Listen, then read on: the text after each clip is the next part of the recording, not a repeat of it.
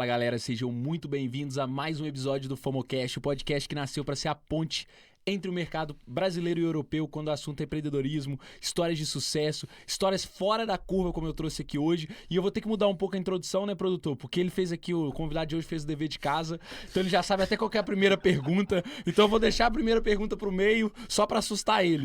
Mas vamos lá, que antes de começar esse episódio, que vai ser brutal, que eu tenho certeza, eu vou apresentar para vocês os nossos patrocinadores, como de praxe, agora vestindo a camisa, hein, Rodrigão? Tem até FOMOcast aqui. E, cara, é outro nível agora. Então, agradecer a Eidens, que ajuda com que esse projeto aconteça. O intuito do projeto do FOMOcast é mesmo gerar valor para vocês, gerar insights, gerar inputs aí que possam fazer vocês desenvolverem, né, dentro do escopo de vocês. Então, apresentando um pouco do que é a Eidens. Então, se você é um empresário e precisa gerar leads pro seu negócio, precisa vender mais, entra no eidens.io, deixa lá seu contato, que se for o momento certo da gente te ajudar a alavancar o negócio, a gente vai entrar em contato com você. Então, o Rodrigão tá mostrando aí as etapas da nossa metodologia. A gente usa de ferramentas como Google Ads, YouTube Ads, Meta Ads para fazer com que isso aconteça. Mas sem mais delongas, vamos ao convidado. Thiago, seja muito bem-vindo. Olá. E eu só brinquei que eu ia fazer essa pergunta só no meio. Vou deixar lá agora. Quem é o Thiago Pinhão? E, né, pra malta te conhecer aí. Antes de mais, obrigado pelo convite. É um prazer Chega enorme o estar microfone mais perto só. Isso. cá. Assim? Então, Boa, obrigado. boa, boa, Inexperiência. Obrigado por estar cá, como eu dizia, é um privilégio enorme. Como é que eu me posso definir? É uma pergunta que eu vinha a pensar nela, como tinha dito. Exato. Eu acho que sou uma pessoa muito curiosa, acima de tudo curiosa por muita coisa, mas muito apaixonada pelo corpo humano, como é que as coisas funcionam, como é que as coisas acontecem. Boa. Confesso que tenho curiosidade por tudo um pouco, mas sem dúvida nenhuma considero-me curioso e por inerência um idiota. Eu gosto de ir atrás de desafios, de lançar coisas novas, de pensar em coisas novas, ou pensar as mesmas coisas às vezes, mas de forma ligeiramente diferente, sair um bocado da caixa. Apesar de ter medo, gosto muito de sair da área de conforto e gosto de levar as pessoas comigo atrás, ou seja, gosto de trazer as pessoas para uma lógica de pensamento diferente e criar esse desafio também junto dos outros. Um bocadinho como fisioterapeuta que eu sou fisioterapeuta, como fisioterapeuta que sou, gosto também de quando as pessoas me procuram para resolver o seu problema, é um desafio para mim, é um puzzle que tu vais tentar montar, que tu vais tentar encaixar. Não, muito interessante. Passou até uma perspectiva, talvez, da fisioterapia que eu não tinha como alguém leigo de fora. Ok. Mas para explicar pra malta que tá nos assistindo, então, gente, qual que é o contexto? O Thiago Pinhão, né? É um gajo humilde e não vai admitir, mas é um dos melhores fisioterapeutas aqui de Portugal e construiu uma reputação gigante. Obrigado. E uma clínica top. Então, das linhas condutoras do que é o objetivo desse episódio é justamente trazer essa perspectiva de alguém que traçou esse caminho de como que se você se torna um profissional de destaque, porque isso também é transversal a várias áreas. Então, tem malta que é do marketing digital, tem malta que é de outras áreas, que são profissionais liberais que vão com certeza tirar insights da sua história até aqui. Então, a minha primeira pergunta é nesse sentido. Quando nasce o nome Thiago Pinhão, essa marca pessoal que não necessariamente é influencer de rede social, mas é influencer dentro da própria área, no próprio mercado? Ok, é uma pergunta bastante longa e interessante. Claro. O meu percurso começa um bocadinho bem lá atrás, sabes? Eu quando comecei a trabalhar, ainda fora da fisioterapia, que eu comecei a trabalhar um pouco antes, por exemplo, trabalhava com o meu pai num escritório de contabilidade e rapidamente me enchi e fui trabalhar para uma metalurgia, ou seja, uma área que não tem nada a ver. Depois, entanto, fui fazendo vários percursos como treinador de natação, por aí fora. Fui fazendo aqueles biscados que todos nós vamos fazendo antes de chegar à área. Ok. Mas tive uma oportunidade muito grande que foi começar a trabalhar com atletas num pequeno clube de taekwondo na altura em Braga, que depois acabou por ser o clube que mais atletas forneceu, provavelmente até hoje, à Seleção Nacional Olímpica, e que trouxe-me um know-how muito grande porque trabalhava com uma pessoa que eu considero para mim uma das pessoas que sempre me inspirou no ponto de vista daquilo que era, porque ele era dono do ginásio, era dono do clube, como é que se organizava as coisas, como é que se estruturava as coisas. Então começou aí o meu percurso como fisioterapeuta, nesse contacto primário. Na altura, nós, do ponto de vista legal, tínhamos uma dificuldade que é, não podias ter um gabinete isolado, sozinho. Tinhas de trabalhar num contexto em que tinhas de ter um médico. E na altura é quando você começa a atender no taekwondo, que a gente chama de taekwondo no Brasil. Sim. Aí você começou a atender lá e Lá dentro. Mas você já era fisioterapeuta? Sim, estava a terminar o curso. Na altura, João, Ok. para teres uma noção, nós agora temos o bacharel. Na altura tinhas o bacharel e a licenciatura. Eram dois momentos distintos em que tu, ao fim dos 3 anos de bacharel, já podias trabalhar, já podias exercer. E só depois é que fazias a licenciatura e ficavas licenciado. Ok. Agora não. Então, quando terminei o bacharel, comecei a trabalhar de forma autónoma. Mas era uma área assim ainda cinzenta, sabes? Na altura não Não tinha muita autonomia ainda. Não estava bem definido. E eu fiz o percurso que todos nós fazíamos na altura. Fomos trabalhar para uma clínica convencionada, em que o fisiatra prescrevia, nós trabalhámos em conjunto, numa equipa, numa organização, e era dessa forma que nós trabalhávamos, e isso trouxe uma grande escola, porque passava muitos casos pelas mãos, coisas boas, coisas maus, e aprendias imenso. Da seguir, para dar o passo seguinte, que é começar a trabalhar, lá está, em contexto de gabinete. E aí eu começo a ficar muito ligado ao desporto, por via do taekwondo, Sim. como vocês diziam, mas também com os atletas que frequentavam o ginásio, aquela pessoa que se aleijava na musculação, ou por aí. Foi aí que eu comecei a ter um contacto muito próximo com o desporto e com a área musculoesquelética. Ou seja, no final da universidade você já teve a oportunidade de sair colocando em prática. Sim, logo de imediato. Aliás, como te dizia há pouco, te explicava, nós tínhamos o bacharel e a licenciatura. A licenciatura, o ano de licenciatura já era pós-laboral, e era precisamente para isso, para tu levares casos que tratavas durante o dia e ias lá às aulas tirar as dúvidas sobre esses casos. O curso, antigamente, na minha opinião, estava muito bem estruturado nesse sentido. Tu tinhas uma ingressão na prática muito maior que se calhar tens agora. Entendi. Em termos do ponto de vista da licenciatura. E hoje não tem porque excesso de regulamento... Sim, eles modificaram com a introdução do processo de Bolonha, passou a ser 4 anos seguidos. Ou seja, deixaste de ter esse ano pós-laboral. O último ano de grande estágio, que no meu tempo era no terceiro, tu fazias quase um ano inteiro de estágio, agora fazes no 4º ano. E só ao fim desses 4 anos vais logo para trabalhar. Então não há esta possibilidade de fazer um misto, digamos assim, entre trabalhares e teres aulas. Fazes como todos os outros cursos de licenciaturas normais. E por acaso foi uma coisa que me fez muita confusão quando eu cheguei, porque no Brasil a maior parte dos cursos são 5 anos e a maior parte da malta trabalha e estuda, muitas universidades são noturnas ou diurnas e a pessoa também se adapta, muita gente trabalha e estuda. E aqui é quase que te impossibilita de trabalhar e estudar. É muito difícil. Ou tens um part-time numa área que não é tua, só para teres alguma numa loja, numa McDonald's ou por aí, ou num emprego que tu consigas arranjar, mas na área torna-se difícil, muito difícil mesmo. Faz sentido. Sim. E quando que acontece então essa, né, eu tenho certeza que foram anos e anos, mas uma das coisas que a gente vê, principalmente no mercado português, eu atuando aqui enquanto agência, que o passa-palavra é muito forte. Sim. Então é aquilo que o Warren Buffett fala, construir reputação é uma vida, estragar em um dia. Então é muito importante a reputação aqui. É isso. E você construiu uma louvável. Como é que foi esse processo? Isso começa, pronto, nesse percurso que tínhamos ficado há pouco, na passagem, estamos a trabalhar em conjunto no ginásio, a trabalhar com mais 2 colegas meus. Nós temos aí a primeira, digamos assim, desavença, ou seja, como todos os amigos, em que dizemos, não, este não é o caminho, nós os 3 juntos não vai dar, e cada um seguiu o seu caminho. Um colega foi para o Porto, trabalha noutra área de Braga, e eu segui o meu caminho. Em que existe uma oportunidade, um convite, aquelas coisas que caem no colo, como se costuma dizer, e eu vou trabalhar num pequeno gabinete, ingressado num projeto, em que tinha vários profissionais de saúde a trabalhar em conjunto. Quase uma equipa multidisciplinar.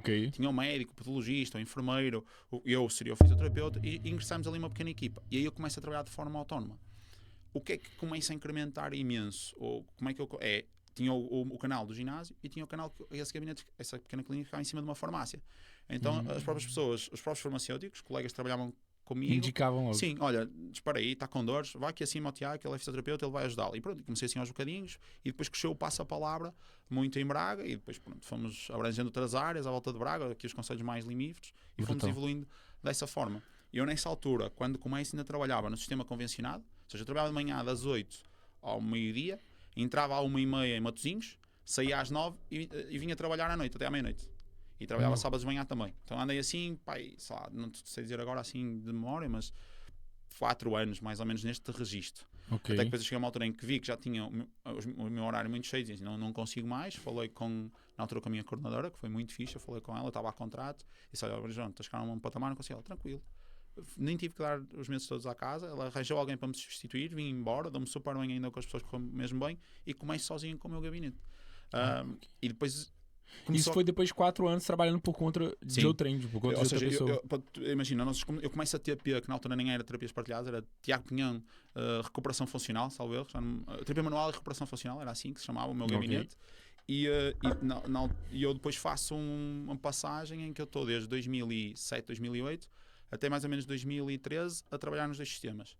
E 2010 a 2013, 2014 é quando eu passo exclusivo, em 2013 a 2014 passo em exclusivo para trabalhar. Virar a chave para... Sim, fico só ali. Eu começo ali sozinho e depois faço para trabalhar só em gabinete privado, que é o que nós chamamos agora. Porque nós temos duas grandes definições de fisioterapia em Portugal. Tens a clínica convencionada, que pode ser convencionada, porque, por exemplo, como a Ana Gonçalves estiveste cá, tem as duas, não é? Tem a privada e a convencionada. Nós somos só exclusivamente privada. Pois. Ela faz tem as sentido. duas clínicas, nós só somos privados, só somos um segmento. Ou seja, não atende com o SNS, como dizem. Exatamente, é isso, exatamente. Que É para quem isso. não sabe é o Sistema Nacional de Saúde que as É. pessoas usam para ser atendida também no particular, só que subsidiado pelo governo ou direto numa clínica do governo, certo? Sim, neste caso, em Portugal, tirando os hospitais públicos, e eu acho que não estou a cometer nenhum erro, mas todas as clínicas são privadas, privadas ok, e ok. o Estado é que O participa. público é o hospital mesmo, Exatamente. não é uma Depois clínica existe pública. aqui as chamadas Santas Casas da Misericórdia, que têm um estatuto ligeiramente diferente, que também têm convenções, mas elas próprias têm um estatuto diferente. Mas o raciocínio é sempre o mesmo. É uma instituição privada que presta ao cuidado e o Estado é que subsidia nessa instituição privada. Faz sentido, faz sentido. Ok. E pelo que você está me descrevendo, Thiago, eu percebo que meio que foi uma coisa assim. Você começou a. Primeira linha condutora aí que foi muito interessante é: você estava num momento, num lugar onde a demanda chegava até você por causa da farmácia embaixo. Então isso fez com que você ganhasse tração, né? Sim. E depois você estava num momento também onde você foi construindo a sua agenda e aí você foi forçado quase a empreender. Tipo, sim. não foi tipo, Sim. eu queria ter uma clínica. É Isso isso. aconteceu porque você não aguentava mais a sua agenda. Basicamente, imagina, eu sempre tive o sonho de trabalhar com qualidade. Ou seja, mas se me perguntaste, eu tinha o sonho de ter uma empresa ou de ter um negócio, não. Eu tinha a ideia que achava que a fisioterapia, para ser bem feita, tinha que ser feita com qualidade de um para um. Não é que os outros colegas que trabalham no convencional não trabalhem com qualidade. Não é isso que eu estou a querer dizer. Só que é completamente diferente, infelizmente, pelo sistema, da forma que está montado. E para ser rentável, os colegas têm que trabalhar obrigatoriamente com 2, 3, 4 doentes por hora. Nós trabalhamos com 1. Ou seja, efetivamente tem que haver diferenças. Também o valor que é aplicado é diferente. Tem que cobrar diferente. Agora, a grande diferença, eu sempre tive essa ideia de que não, eu quero fazer uma coisa como deve ser. Trabalharmos as coisas como acho que devem Prezar ser. pela qualidade. Sem dúvida.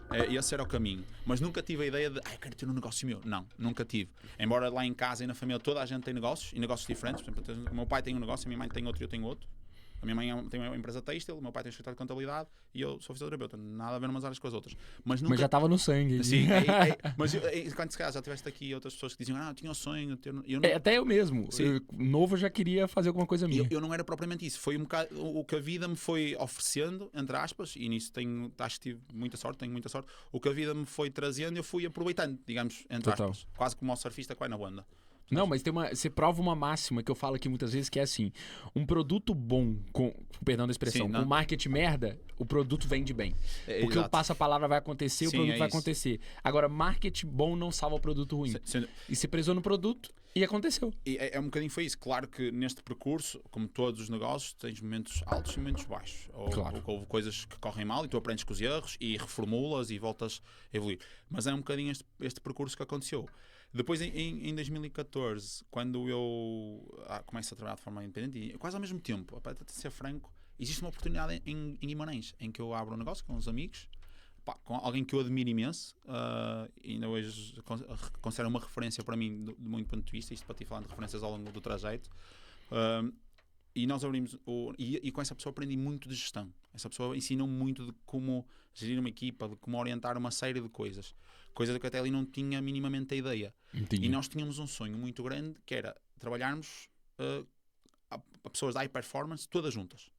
E foi um sonho que foi um parto muito difícil. Foi um parto para sair, para acontecer, demorou para aí 5 ou 6 anos. Ou seja, para trabalhar com essas pessoas. Sim, porque nós queríamos muito trabalhar juntos, mas acontecia uma série de vicissitudes, uma série de dificuldades que dava uma história mesmo incrível. Aquilo, nós passámos por N dificuldades. Mas isso na gestão da clínica ou para conseguires ter o espaço? Imagina, para conseguires abrir, nem era negócio ainda. Basicamente nós trabalhámos todos juntos num espaço, mas nem éramos uma identidade, nem éramos nada. Mas para conseguirmos passar a isso, nesse outro negócio que foi em Guimarães, foi um processo difícil, mas eu aprendi imenso nesse processo. Entanto, eu saí da sociedade, já não trabalho lá, depois fiquei como colaborador, mas aprendi imenso nesse percurso. Boa. Foi super engraçado, foi todas as oportunidades que surgiu, mas é um processo espetacular, aprendi imenso e é um projeto muito enriquecedor. Gostava muito daquilo, só que foi um caminho muito fixe. Eu gostei imenso. Teve muita chatice, teve muita bronca, mas foi muito engraçado. E porque a área da saúde também tem várias nuances, né? Sim, ela é delicada. Sim. E quando tu percebes, e foi isso que me aconteceu, aliás, voltando àquilo que falámos há pouco, de eu não queria ter um negócio, mas o negócio surgiu e houve a necessidade, foi mesmo isso que tu disseste. Eu comecei a sentir necessidade, um exemplo. Tu chegavas lá e dizias assim, olha, Tiago, estou aqui com uma dor e tal, aqui tenho uma contratura. E eu começava a tratar e começava a ver, tens esta alteração, tens esta disfunção, tens esta lesão, e eu tratava-te. E tu chegavas ao fim e dizias assim, como aconteceu muito, olha, Tiago, gostei muito, mas eu só queria uma massagem, só queria um relaxamento, deste-me uma coça, eu só queria sair daqui mais levezinho. E eu pensava, que totó do caraças. Nisto para te dizer o quê? Que eu comecei a perceber, ok, o que é que eu vou fazer? Eu vou começar a perguntar às pessoas, porque repara, eu quando comecei no gabinete não tínhamos recepção, não tínhamos nada. Cada um de nós atendia o telefone. E fechava os próprios clientes Tu falavas direto, recebias da pessoa, eu recebia na gaveta. Imagina, eu atendia-te, recebia na gaveta. Alô, segurança social. Seja, tipo, era assim, ou seja, eu recebia ali, tipo, passava o recibinho à pessoa, tudo ali. Eu fazia tudo no gabinete onde fazia a ficha clínica. Você era secretário, fisioterapeuta? Tudo, fazias tudo. Uma ponta, todas as funções que tu possas apresentar numa empresa, eu fazia de uma ponta à outra. Pois. Quando tu depois começas a perceber destas nuances, então eu convido alguém para vir trabalhar comigo, na altura uma colega, diz, olha, eu precisava que tu viesses fazer o trabalho de relaxamento, tens muito jeito para isso, eu não tenho jeito nenhum. Então eu já perguntava à pessoa, olha, mas quero tratar uma lesão ou quero fazer um trabalho de relaxamento? Quero fazer um trabalho de relaxamento. Aí você já mandava para mandava para lá. E foi assim que eu fui crescendo na equipa. Eu fui percebendo as minhas lacunas e fui buscando pessoas que fossem competentes, algumas que trabalharam comigo, depois que quiseram abraçar outros projetos, saíram e fui buscando substituto para eles, e foi assim que a equipa cresceu. Imagina, eu comecei, era eu sozinho, depois éramos 2, 3, neste momento somos 28 pessoas e fomos crescendo assim. E todos os que vieram agregar foram pessoas que eu achei que iam acrescentar valor e que acima de tudo iam acrescentar algo que eu não dominava. Foi assim o princípio. Pois. Depois chegou uma altura em que houve, como todos os negócios, tu precisas de ganhar escala. Eu não consegui dar resposta a toda a gente. E eu tenho uma dificuldade enorme que é dizer não. Eu não sei dizer não a ninguém. É uma das minhas maiores dificuldades. E foi assim que eu consegui trazer ele no podcast, gente. Só fazer esse disclaimer. Não, mas percebo o que você quer dizer. E o que aconteceu foi isso. Eu tive que ir buscar depois colegas que conseguíssemos trabalhar em conjunto e dizer assim, olha, imagina, tu ligavas, olha, Tiago, eu precisava de uma consulta de fisioterapia. João, eu não te consigo tratar, mas não te preocupes, vens aqui um colega meu, que ele também é muito bom e qualquer coisa estou aqui para ajudar e ele vai-te ajudar. Porque eu não conseguia dar resposta. E foi assim que fomos crescendo. E assim que foi nascendo. Mas você me falou uma coisa até antes da gente começar que eu achei muito interessante, que foi a questão de o momento em que você até apontou que foi a Henriqueta e tal, a entrada, para a questão de deixar de ser terapias partilhadas e passar a ser uma clínica com gestão, com processos, e essa transformação ela acontece como e por quê? Porque tem gente que nem nunca sai desse limbo que você estava. No mesmo princípio que eu estava a falar relativamente à fisioterapia, eu sentia relativamente ao resto, que é, como dizíamos ao bocado, eu no início comecei, tinha todas as funções e percebi que precisávamos de alguém para a recepção, para melhorar o serviço, a qualidade de atendimento, confirmar as consultas. E há uma altura em que a Henriqueta, a minha esposa, trabalhava num grupo de clínicas e houve a necessidade dela vir dar uma resposta a uma série de necessidades, nomeadamente na reeducação postural e no Pilates. Então ela veio e fazia meio-meio. Trabalhava como físio e fazia gestão. Quando há o Covid, em que nós todos trememos, porque tudo fechou, houve tempo para tu equacionares e pensares em todos os caminhos. E coincidiu também com o momento em que nós tivemos o nosso segundo filho, o Carminho. E eu disse a Henriqueta, olha, nós temos 2 filhos e temos de ter uma opção.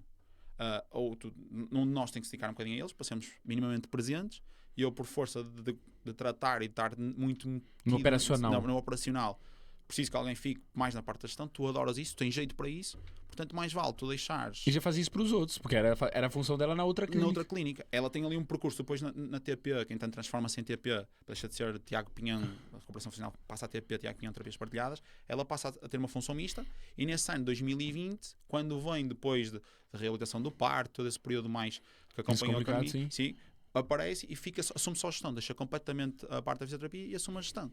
E é por isso que nós conseguimos ter este crescimento, porque senão eu não conseguia, nunca na vida, era impossível eu fazer o que faço e conseguir o que faço hoje sem ela.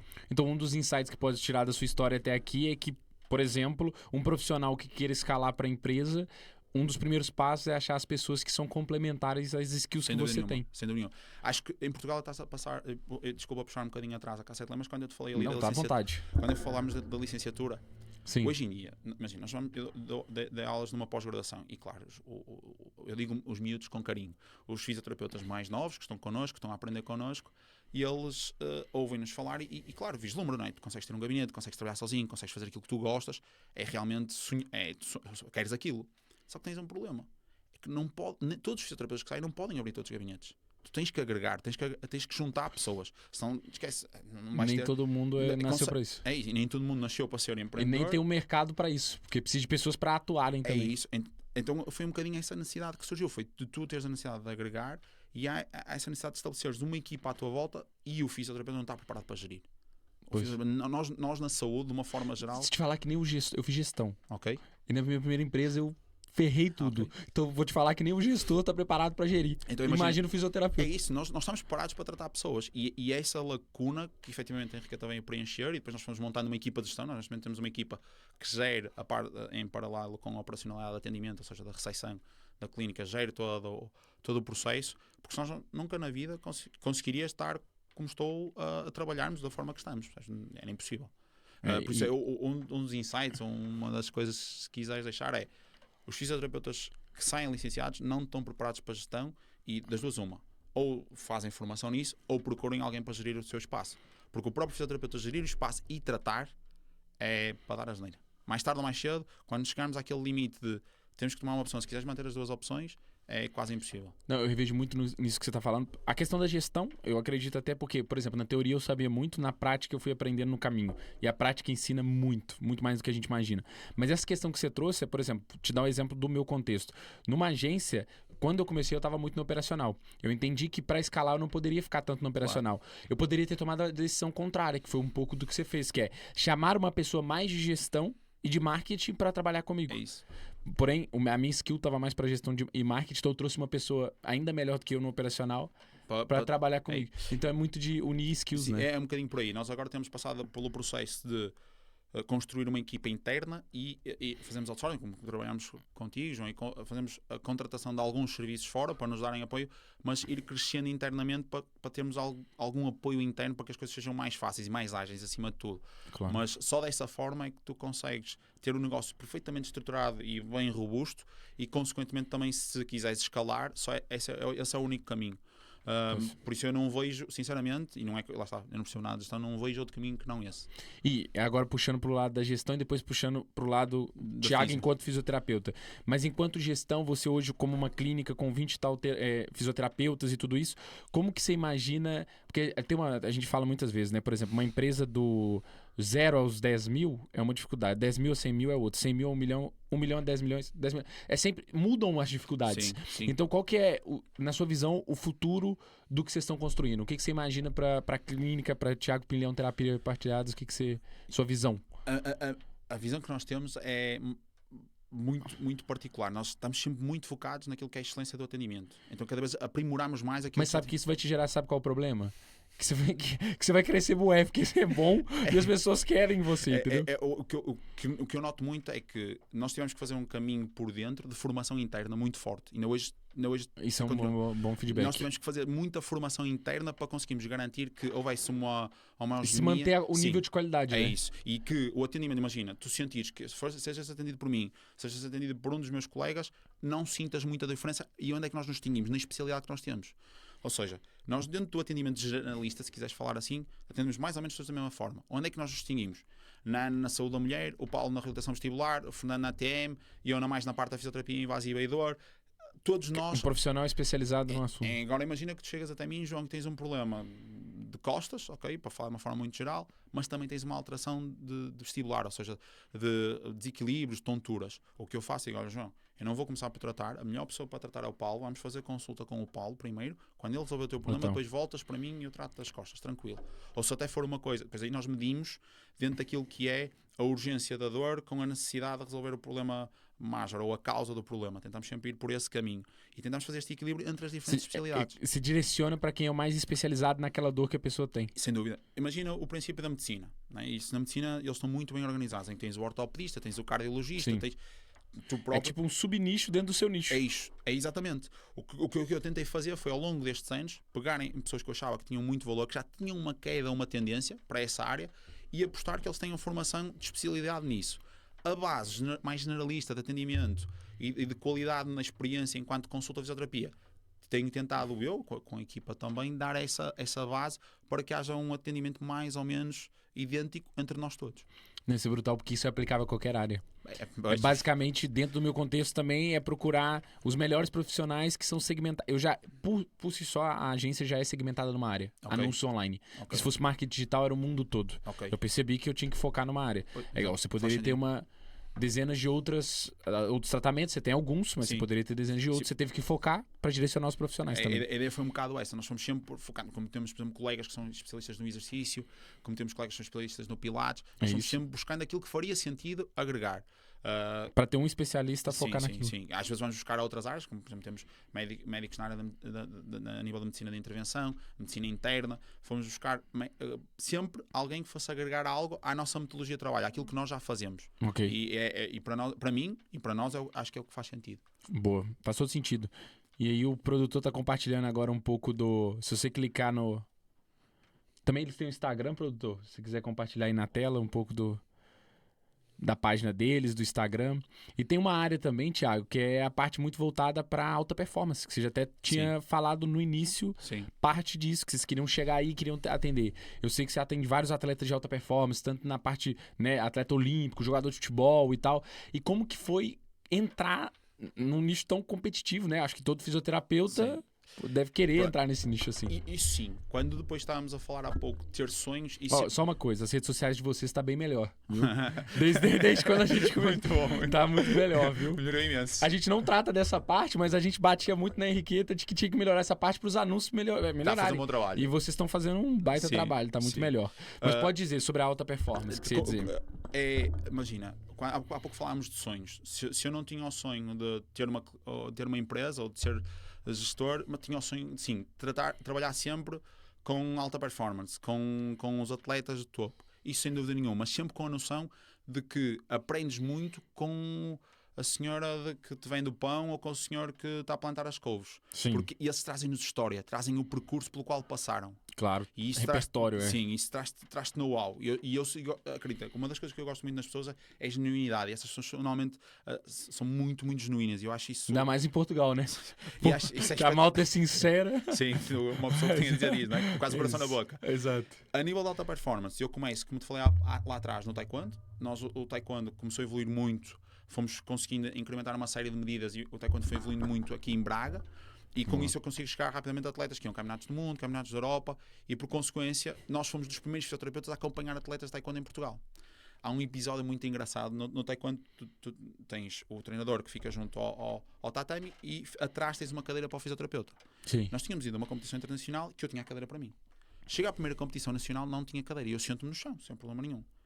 O treinador de lá começa a reclamar connosco porque nós tínhamos 2 treinadores. Ou seja, nem havia a noção em Portugal que podia estar o fisioterapeuta atrás. O árbitro veio ter comigo e disse: não, eu sou fisioterapeuta, eu só estou a acompanhar. Eu não estou a dizer nada, porque tu não podes dar indicações, só o treinador que pode. Tu não podes dizer nada, então estás quietinho. Nem havia essa noção. Isso foi um campeonato nacional. Sim. Então foi em outro lado, em Portugal, mas que não estava habituado a ver fisioterapeuta junto com... Sim, eu vou lá fora, eu já não sei precisar, acho que foi em Espanha. Nós vamos a Espanha e as regras internacionais aplicáveis, tinhas lá a cadeirinha, nós sentámos, os árbitros não tinham nada, começava. O árbitro dá-te indicação para entrar tal e qual como no futebol, tu entras, assistes o atleta, tens 1 minuto para assistir, se ele estiver a sangrar não pode continuar, uma série de regras. Sim. Cá não tinha. Então fomos nós, olha, mas as regras internacionais permitem que eu esteja aqui sentado. Não imaginas. Foi um 31 porque o clube, neste caso o Braga, te levava a fisioterapeuta. Entanto, nós começámos a distinguir um bocadinho da modalidade e a Federação faz-nos o convite para ser fisioterapeuta da Federação. Sim, então trabalhávamos nos 2 lados. Então nós éramos fisioterapeutas da Seleção Nacional e éramos fisioterapeutas do Sporting Clube Braga, depois na altura do Taekwondo. Esses atletas evoluíram de tal forma que nós conseguimos ter atletas já em 3 Olimpíadas. Não quero agora falhar nas datas, mas foi o Povo nos Jogos Olímpicos de Pequim e depois o Rui em 2 Jogos Olímpicos e o último no Rio 16. E conseguimos ter os atletas e foi eu que começo a trabalhar com atletas de alta competição nesse momento. Mas aí nesse caso, nas Olimpíadas, você também desloca até? Não. Você só prepara o atleta Sim, para...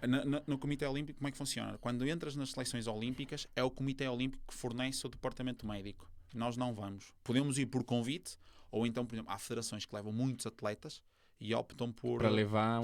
levam o próprio fisioterapeuta, mas é às expensas da federação. No nosso caso, no Taekwondo, é muito limitado. Só podes levar... O investimento também deve ser o maior, né? Claro, e não tens um orçamento muito grande. E depois o número de atletas que podes levar no máximo são 4, 2 masculinos, 2 femininos. Não podes levar mais, pelas regras olímpicas. Okay.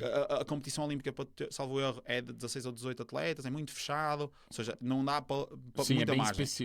Pronto, por isso é que eu nunca fui aos Jogos Olímpicos, por esse motivo, acredito eu, porque não há uma necessidade. Tratou a malta toda que foi, mas não pôde ir, porque não fazia sentido. Houve um ano, imagina, tendo trabalhado com alguns atletas da canoagem, Joana Vasconcelos, Fernando Pimenta, o Emanuel Silva, o Rui Bragança e o Pedro Póvoa de Taekwondo, atletas olímpicas de atletismo, foi sempre algo que eu sempre gostei de trabalhar com esses atletas, porque o mindset do atleta... É isso que era a minha próxima pergunta. Agora você entrega. O que você acha que é a diferença entre a... Eu sei que o Zé das Couve é genuíno e se aprende muito, mas e o atleta de alta performance, o que você mais aprende com um cara desse?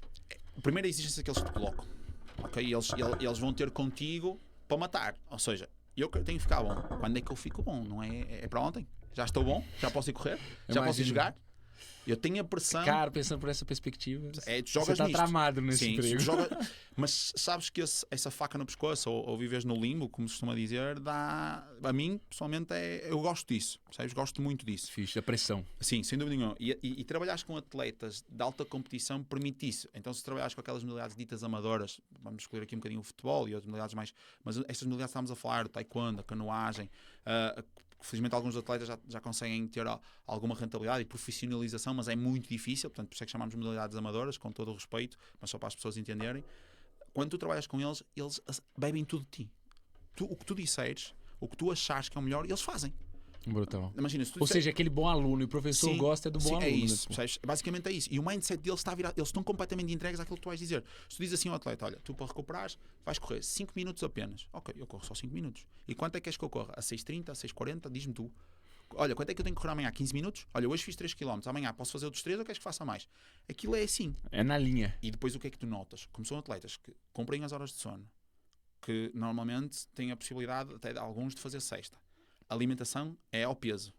Cumprem aquilo tudo direitinho, a biologia não falha, está lá direitinho. E você vê na prática a coisa acontecendo. Sim, e como é que é a gestão de emoção de depois voltar e atender o Zé das Couve que não quer seguir os 5 minutos? É espetacular. Sabes porquê? Eu ia ficar puto. Não, mas acho que eu não fico, porque eu gosto muito disso. Porquê? Porque você vê os dois mundos. É isso. E tu consegues... Estás a ver aquela chamada à terra, como tu costuma dizer? E eu adoro quando lá na clínica entra... Dona Conceição, uma senhora pequenina, super simpática, que adora tratar a mulher, ela é de partir o coco a rir, está sempre a pegar com toda a gente e é espetacular, porque aquela pessoa vai ter contigo porque acha mesmo que tu a podes ajudar. E isso acho que é das coisas mais fixes que tu tens. E por isso é que a minha mulher às vezes diz que muitas vezes me diz, tu não trabalhas por dinheiro, e felizmente eu não trabalho, eu faço o que gosto, portanto, há muito tempo que já não trabalho, que é tu saberes que vais mudar alguma coisa na vida da pessoa. Se deres qualidade de vida à pessoa, se a pessoa ficar melhor, se ficar sem dores, pá, é espetacular. Quando tu recebes uma mensagem a dizer assim, olha, estou muito melhor, obrigado, o que é que eu tenho que fazer a seguir? Pô, é um fulfillment do caramba. É isso, tu aí sentes-te mesmo bem com aquilo que tu fazes. E é um clichê, não é? Aquilo que toda a gente diz, eu nunca mais trabalho na vida, tipo, desde que comecei a ser fisioterapeuta, nunca mais trabalhei na vida. Tu sentes mesmo isso, porque tu chegas ao final do dia e dizes assim, eu hoje ajudei uma série de pessoas e sei que estou no caminho certo. Claro que há casos que tens sucesso, há casos que não têm tanto sucesso, depois há uma dificuldade muito grande e hoje em dia nota-se uma exigência maior na comunicação das pessoas e como as pessoas têm acesso a muita informação. Mas chega com o Dr. Google já. E têm acesso a muita informação e pouco conhecimento. Porque tu tens acesso a muita informação, mas nem sempre é o melhor. Pois. E aquilo que te acontece é, a exigência das pessoas é muito grande. E o que eu noto cada vez mais, e há pouco falámos, antes de começarmos, da comunicação, tu hoje em dia tens que saber comunicar muito bem com as pessoas. Tu, se não conseguires haver aquele clique, aquela relação, não vais consegue ajudar ela a evoluir. Sim, não vais conseguir ajudar a pessoa. Imagina, chegas até mim, se tu não criasse simpatia comigo, se tu até não fosses com a minha persona, se não me achasses piada, eu dizia, João, olha, tu para te cuidares, tu não fazes exercício, fumas e pesas 80 ou 90 quilos, para a tua estrutura é demasiado, não tens cuidados nenhumas de alimentação e por aí fora. E eu dizia, 80 quilos é demasiado, você está realmente usando o meu exemplo? Não, não? Não, calma. Senão eu ia falar, estou perto. Não, estou a dar um exemplo, isso depois tem várias variabilidades. Sim, está a dar um exemplo. Mas o que eu estou a querer dizer é, tu olhando, e atenção que acho que há um estereotipo que o magro não tem dores e o gordo é que tem. Não, isso não é verdade. Okay? Tens situações de pessoas que têm problemas de coluna e são magras, pois. E os gordos não têm problema nenhum de coluna. Aliás, eu sou gordinho e tipo, não tem nada a ver uma coisa com a outra. Não, você não conhece meu pai, para você falar que você é gordinho. Mas vai. Tens que ajustar àquilo que tens. Mas pegando nestes fatores todos que estamos a conversar, e eu dizer-te assim: olha, precisavas fazer exercício, precisavas deixar de fumar. Se tu não fores com a minha cara, tu não vais ligar nenhuma. Vou sair dali e vou fazer nada. Claro, tu até podes dizer assim, eu vou ao Tiago porque ele é um bom físio, eu até gosto da experiência que ele me proporciona, mas não vais fazer aquilo que eu realmente quero que vá mudar a tua vida. Porque, ok, eu posso-te aliviar a dor, eu posso-te dar conforto, mas se tu não modificares aquilo que são os fatores de vida, também. Sim, não vais conseguir chegar lá à pessoa, não vais conseguir modificar o padrão. Tanto é que nós na Físio falamos em, vamos falar assim, fisioterapia passiva e fisioterapia ativa. Okay? Isso é uma forma muito simples. Que é, tu estás na marquesa deitado, será a fisioterapia passiva, em que eu estou a fazer alguma coisa, ou então pegarmos e ir lá para o ginásio. Por isso é que nós falamos, tal cá, tem fisioterapeutas especialistas no exercício, fisioterapeutas especialistas no pilates, porque quando nós montamos a estratégia de tratamento, digo assim, olha, João, para tratar as tuas costas, eu vou-te fazer aqui algumas técnicas para te aliviar a dor, mas nós precisamos de reforçar isso. Portanto, hoje vais estar comigo, mas quinta-feira vais trazer o equipamento e vais para o ginásio treinar. Se tu não estiveres para maturar, não vais entrar nisso. E é um bocadinho isso. Então, cada vez mais nós temos que saber comunicar, e vai um bocadinho aquilo que falámos ao bocado das redes, a forma como tu comunicas, a mensagem que tu queres passar às pessoas, a forma como tu queres chegar às pessoas, cada vez é mais importante. Não só por esta digitalização do negócio, ou a forma como tu chegas às pessoas, mas muito porque há uma necessidade mesmo de tu conseguires passar a tua mensagem da forma mais clara e mais simples. É dos maiores desafios em todas as áreas, sim, né? Sim. Não, e muito, muito interessante vocês já terem identificado isso rápido, porque vocês lidam com muitas pessoas, você atende o público final. Sim. Então é no volume. Basicamente é isso.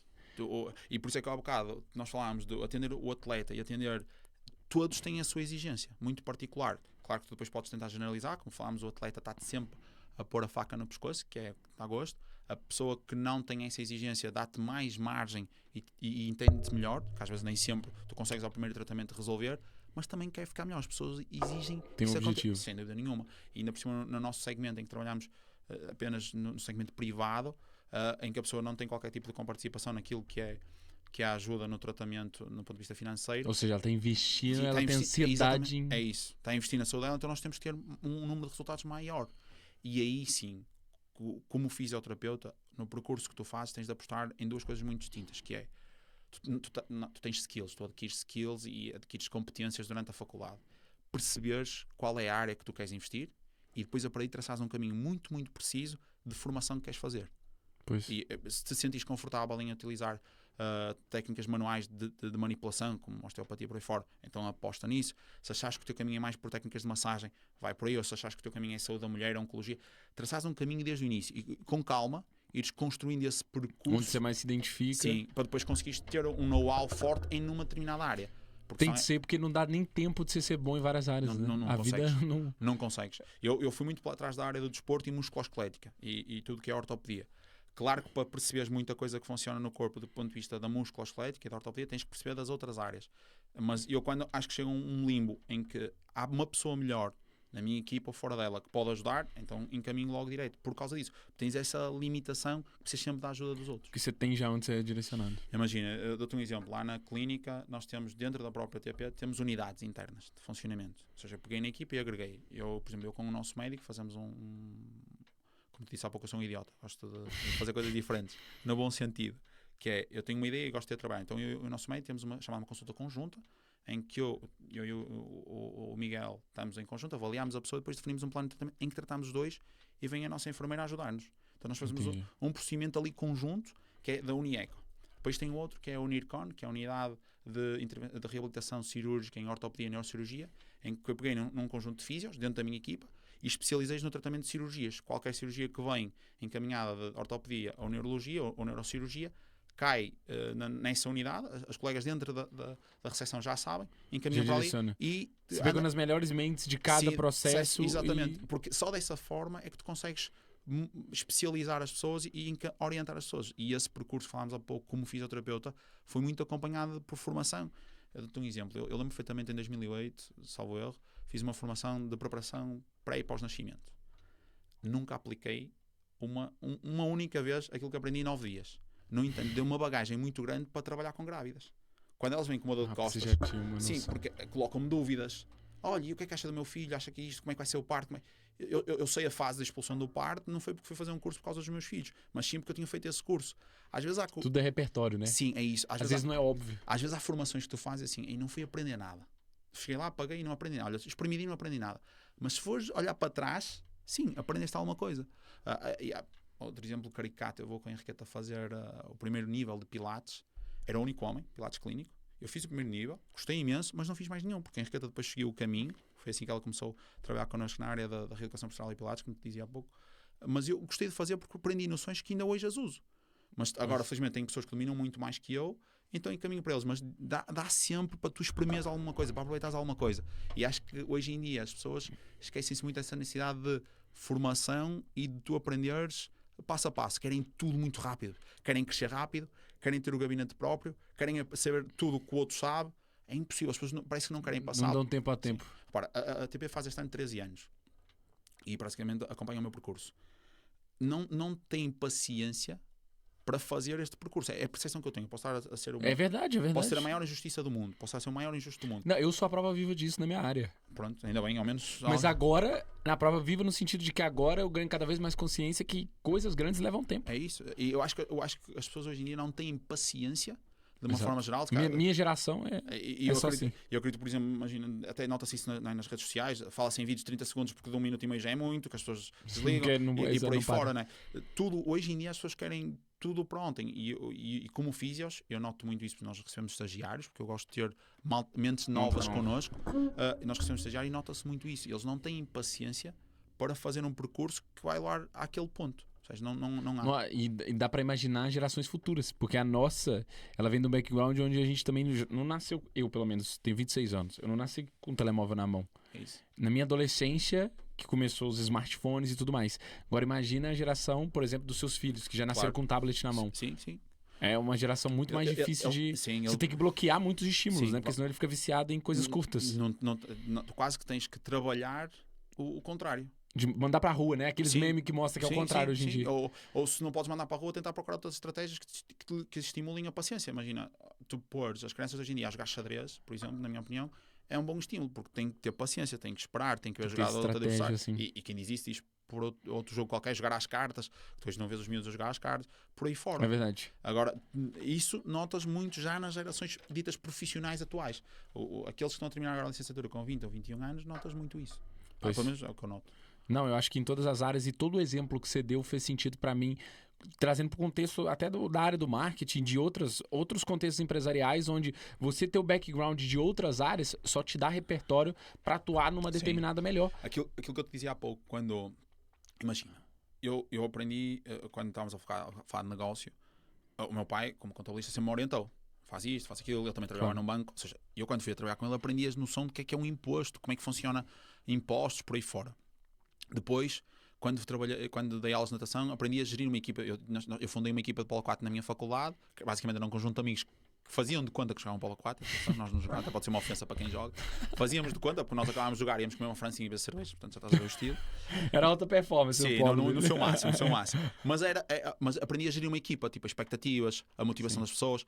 Todo esse percurso fora da fisioterapia, quando fui trabalhar para a metalurgia, era dos meus tios, trabalhava com o meu primo, eles, a pressão que faziam normal, o trabalho de conseguir atingir determinados objetivos, que trabalhavam muito ligado à exportação, trabalhar sobre aquela organização, aprender a criar método.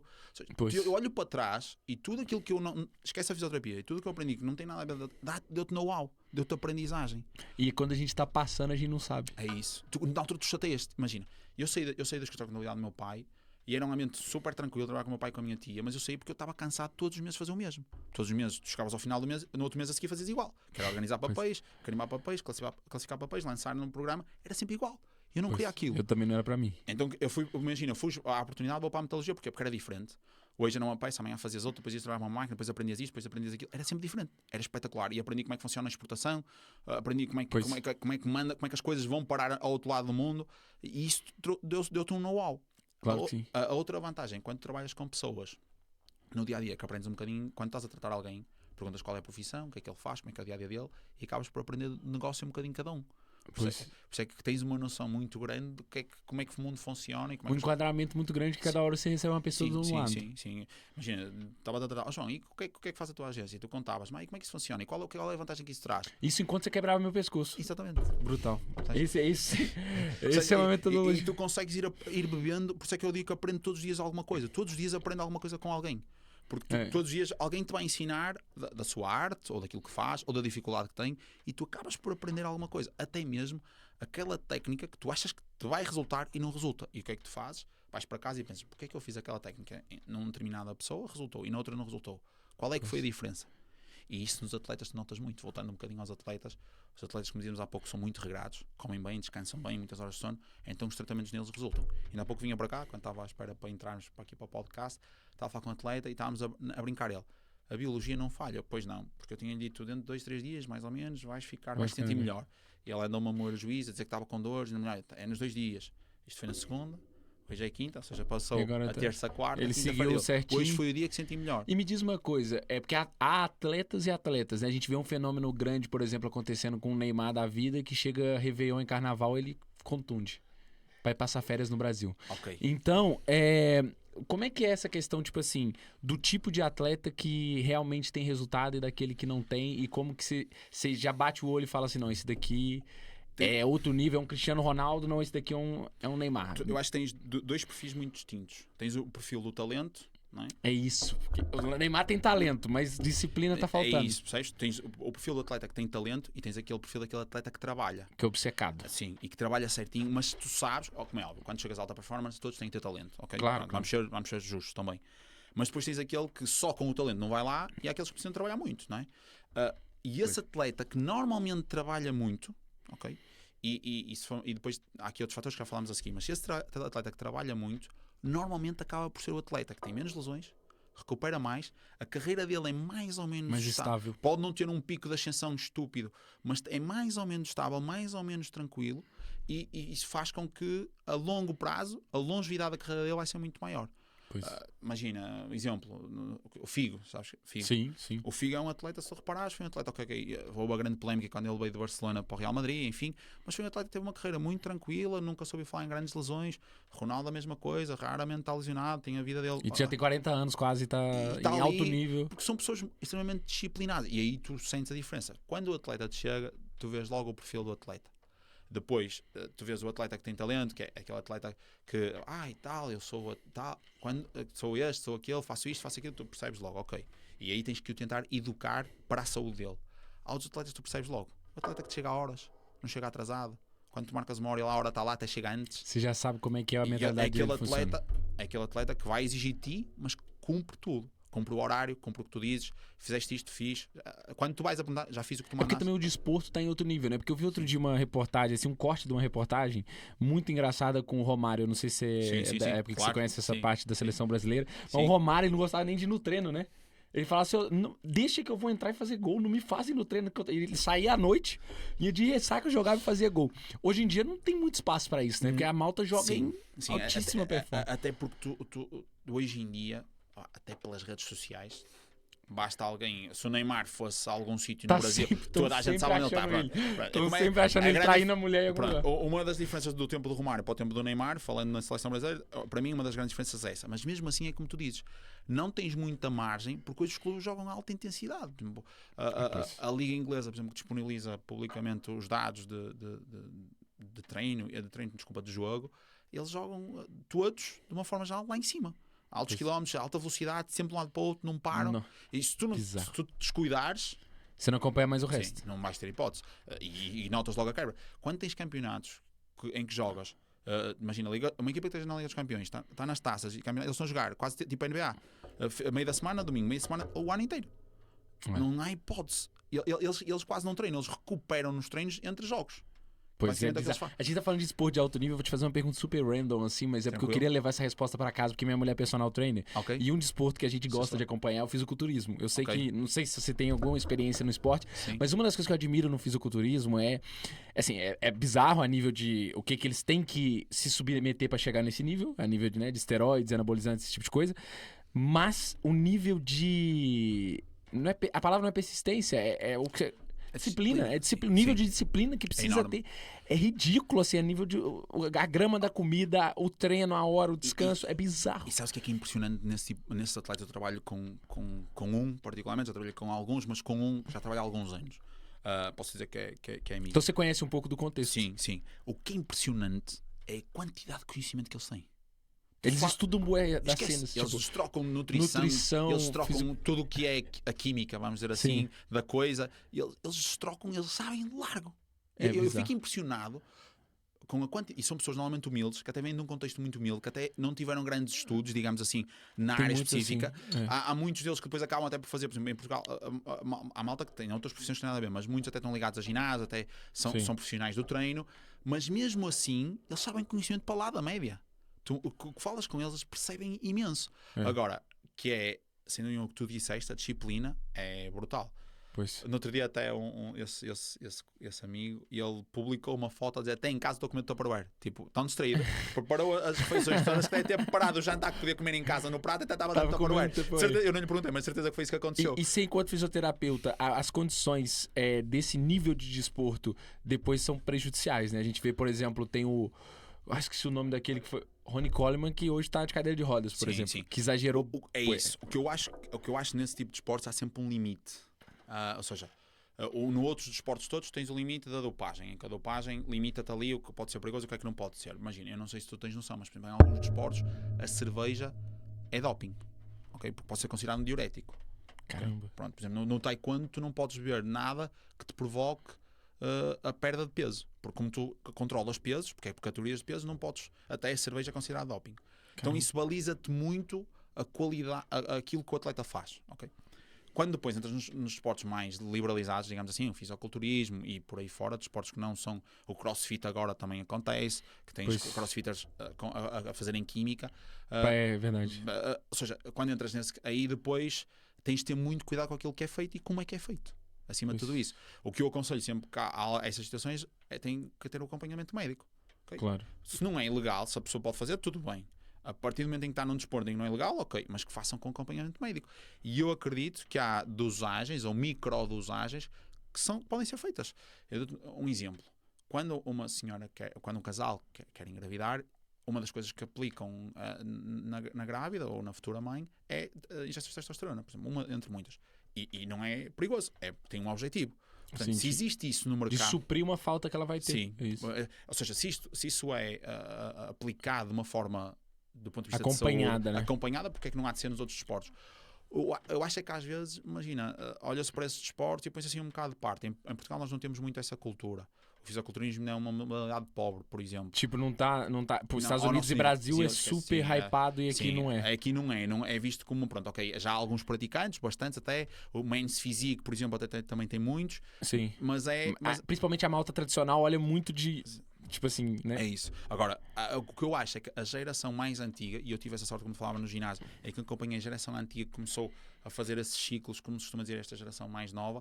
A geração antiga tem muito, muito cuidado no que faz. Não faz de qualquer maneira. A origem do produto, aquilo que aplica, como é que aplica, em que dosagem, a duração dos ciclos.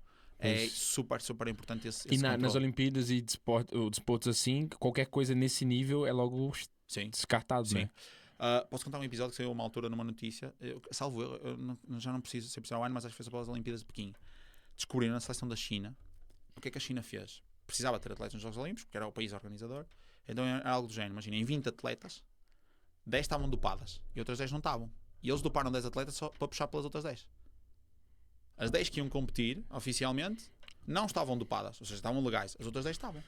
Então elas só treinavam. Mas por ser o país que ia receber, eles tinham mais atletas disponíveis? Não. Porque a China é sempre forte nas Olimpíadas, forte, né? Mas naquele ano, uma questão de... Tipo, naquele ano não estava tão forte e eles... Não creio que seja por isso, João, para ser franco. Eu acho que foi mais uma questão de posicionamento, sabes? Pois mais China, sim. De posicionar. Tem que mostrar poder. E é como é que te digo, eu não sei se precisar se foi no ano em que eles organizaram, mas sei que este episódio saiu nas notícias. Sim. Então, o que é que eles fizeram? Para poder, é quase como tu fazes cavalos de corrida, não é? Pões um cavalo a puxar o outro. Aquilo que eles fizeram foi doparam uns para puxar pelos outros. Para os outros irem atrás. Para aumentar, para incrementar a capacidade de treino dos outros. E nem avisar os outros, né? Sim. Não sei se sabes, mas na antiga União Soviética, o que faziam, uma das formas de doping, era engravidar as atletas e depois abortavam. Ou seja, aproveitavam as hormonas naturais de engravidar.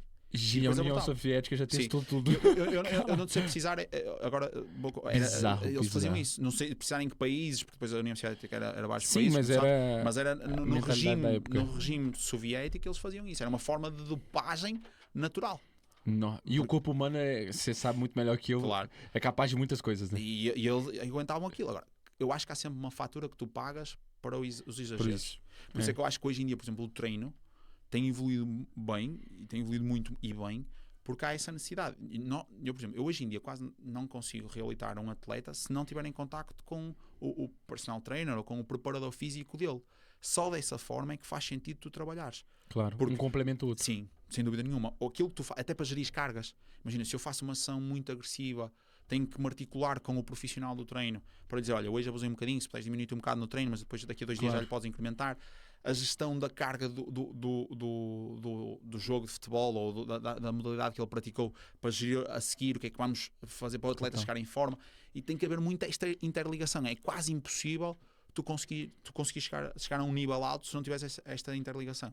Quase impossível. Um atleta que queira chegar a topo, se tiver capacidade monetária e financeira, enfim, conseguir, vai ter sempre um médico a acompanhá-lo, um bom médico a acompanhá-lo, um físio, um bom preparador físico, psicólogo e nutricionista. Acho que são as 5 áreas fundamentais. É um time para... Sim. E eu acho que há uma responsabilidade, e nota-se, por exemplo, isso muito nos clubes. Os clubes têm apostado cada vez mais nisso, em ter esses meios, principalmente para as modalidades profissionais. Mesmo porque se a gente estiver falando de futebol, são milhões envolvidos. E por isso aquilo tem que ser tudo controlado e tem que ser tudo muito bem gerido. E se não houver isso, hoje em dia a exigência é tão grande que só dessa forma é que consegue chegar lá. Pois, está em altíssimo nível. Sim. Por isso é que eu tiro o chapéu às ditas modalidades amadoras, por exemplo, a moto do atletismo, há outras modalidades que têm isso um bocado às 3 pancadas, um bocado quase por carolice, porque não há tanto investimento para isso. Então eu tiro-lhes o chapéu quando eles conseguem chegar a esse alto nível, quando não têm esse apoio. Quase que no desenrace. Sim, e quando muitas vezes têm que pagar isso do bolso deles, para conseguirem. Pois, é um pouco injusto até, né? Sim. Que é muito direcionado o investimento. Sim, sem dúvida. Pois... Tiago, olha, muito obrigado por tudo que você trouxe. Eu acho que foi insight atrás de insight aqui. Realmente você fala com muita paixão do que você faz. Então, meio que mostra o porquê do resultado. Mas eu queria te fazer um convite para você deixar uma reflexão final, principalmente para aquela pessoa, porque a gente tem diversas áreas assim que acompanha, né? Então, já falei marketing, gestão. Agora também já trouxe mais profissionais da saúde aqui que empreenderam na área da saúde para também fomentar a área. Queria que você deixasse um raciocínio final, alguma mensagem para essa galera que quer fazer o próprio nome, que quer crescer, quer desenvolver na área, se é da saúde ou não, mas que queira mesmo construir um negócio. Olha, aquilo que eu posso deixar, eu acho que, como eu dizia há pouco, acho que acima de tudo tem que passar por um processo com calma, com tempo. Ou seja, verem o próprio projeto, seja ele uma empresa, seja ele como profissional liberal, atingir um determinado nível, terem muita certeza dos passos que vão dar, mas ao mesmo tempo de saberem que é um projeto a longo prazo, nunca a médio e curto prazo. Se quiserem fazer algo a longo prazo, a curto prazo, desculpa, nunca vai correr bem. Se forçarem demasiado as coisas não vão correr bem. É preciso tempo, consistência, disciplina, persistência para tu conseguir chegar lá àquele patamar. Como é, vais ter que abdicar de algumas coisas pelo caminho, inevitavelmente, tomar algumas decisões, às vezes algumas chatas, outras mais fáceis, vais ter que sacrificar algumas coisas, mas é a única forma, na minha opinião, de conseguir chegar ao ponto onde queres, seja o que for. É o único caminho que eu vejo é esse. Brutal, faz todo sentido. Eu acho que é uma mensagem que é muito necessária para a geração que nos ouve aqui. Obrigado. Mas estamos juntos, muito obrigado. Pessoal, obrigado vocês, quem acompanhou até aqui. Senta o dedo no like se o conteúdo foi relevante para você. Se inscreve aí no canal do FOMOcast. E como eu sempre digo, tamo junto e é só o começo.